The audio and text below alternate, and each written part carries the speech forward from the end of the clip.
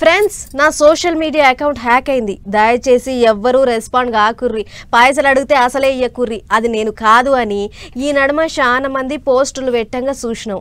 సరే, ఏదో మామూలు జనాల అకౌంట్లు హ్యాక్ అయినాయి అంటే ఏమా అనుకోవచ్చు, కానీ ఏకంగా మంత్రుల ఖాతాలు కూడా గాయబ్ చేస్తుర్రు సైబర్ మోసగాళ్ళు. అయ్యో చూడుర్రి మీరే. వీళ్ళ తాడు దెంప వీళ్ళ తలపండు వాళ్ళగా అరే ఏం మోపోయినారమ్మా ఈ సైబర్ మోసగాళ్ళు.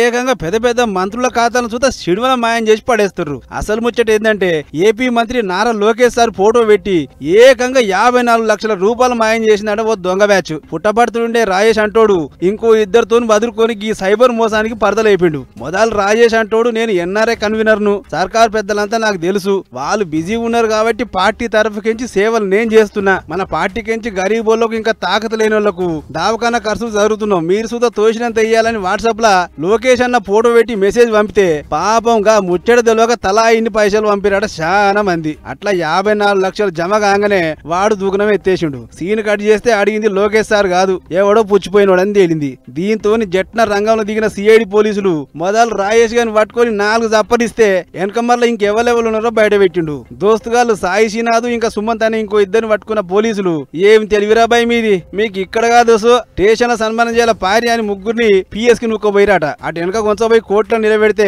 14 రోజుల రిమాండ్ వేసిందట కోర్టు. కానీ చూడురి, మంత్రి సార్ పేరు చెప్తే ఎవ్వరైనా డబ్బులు ఇస్తారని ఎంత దిగబడరు బద్మాష్ గాళ్ళు. అందుకే అడ్డమైన నెంబర్లకించి లింకులు వస్తే ఒత్తకుర్రి, గిట్లా ఆంగాకుర్రి. ఏం చెప్తున్నావా?